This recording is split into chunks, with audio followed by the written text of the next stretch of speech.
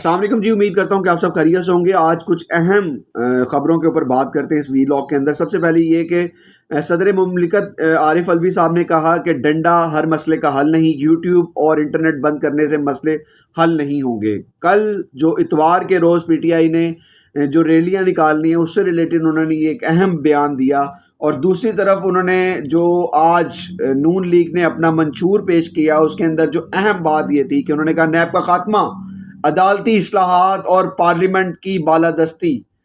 اور اس کے ساتھ ساتھ انہوں نے کہا کہ اگر ہمیں 5 سال پورے کرنے دیے گئے تو ہم 1 کروڑ نوکریاں دیں گے اور ہم $2000 فی کس بندہ کمائے گا پاکستان کے اندر۔ سوال یہاں پہ یہ پیدا ہوتا ہے کہ اگر حکومت مل بھی جاتی ہے تو گزشتہ کئی دہائیوں سے جو ہم دیکھتے آ رہے ہیں کہ وزیر اعظم پاکستان کوئی بھی ہو وہ اپنی مدت پوری نہیں کرتا، تو اگر ان کی بھی مدت پوری نہیں ہوگی تو یہ ساری چیزیں وہیں کی وہیں کھڑی رہیں گی جو منشور میں آج پیش کر دی گئی تھی۔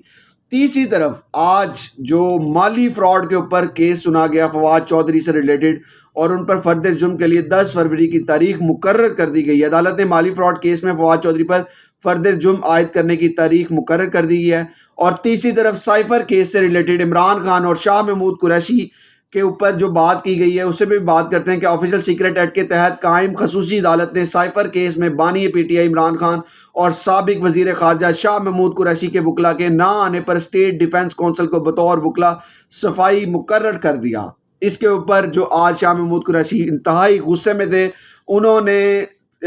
عدالتی فیصلے پر شاہ محمود قریشی غصے میں آ گئے، انہوں نے جیل کے کمرے عدالت میں اسٹیٹ ڈیفنس کونسل یونس شاہ سے فائل چھین کر دیوار پر دے ماری۔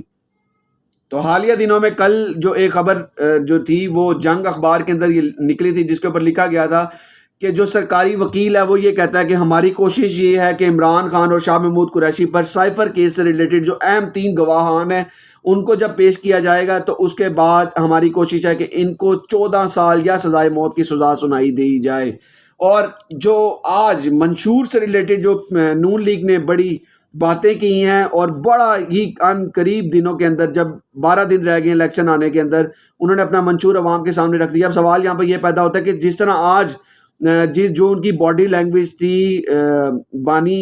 جو ہیں پی ایم ایل این جناب نواز شریف صاحب کی، کہ وہ یہ بات کر رہے تھے کہ زرداری صاحب کر کے جن کو پکارا جا رہا تھا، اس سے تو یہی لگ رہا تھا کہ یہ مل جل کر پھر حکومت بنانے کی کوشش میں لگے ہوئے ہیں۔ اور جبکہ سوال یہاں پہ یہ پیدا ہوتا ہے اگر یہی کچھ کرنا تھا تو پھر ایک دوسرے کو گالم گلوچ کی سیاست کا کیا فائدہ؟ اگر یہی کچھ کرنا تھا تو پھر آج یہ کیوں کہا گیا کہ بلاول بھٹو زرداری صاحب یہ کیوں اپنے جلسوں میں کہتے ہوئے نظر آتے ہیں کہ پھر تیر سے ہی شیر کا شکار کیا جائے گا؟ اگر سیاست یہی ہے تو عوام کو کس حال پر چھوڑ کے جا رہی ہے؟ گزشتہ کئی دہائیوں سے جو ہم دیکھتے آ رہے ہیں کہ حکومت کے لیے پپٹس تو رکھ دیے جاتے ہیں حکومت کرنے کے لیے، لیکن جو اصل حکمران ہیں پاکستان کے اندر ان کے لیے ایک سوالیہ نشان یہ دوبارہ چھوڑ دیا جاتا ہے کہ خدا را پاکستان کو ان لوگوں کے حوالے مت کریں جو پاکستان کے فائدے یعنی عوام کے فائدے کے لیے نہیں سوچتے، جو صرف جھوٹ پر مبنی کہانیاں سنا کر پاکستان سے اور عوام سے ووٹ کی طلب کے لیے نکل پڑتے ہیں۔ تو 8 فروری پاکستان کی تاریخ کے لیے ایک اہم دن ہے، اور دوسری طرف یہ بھی ایک بڑی اہم خبر ہے کہ 8 فروری سے پہلے مائٹ بھی پاسبل ہے عمران خان کو میدان میں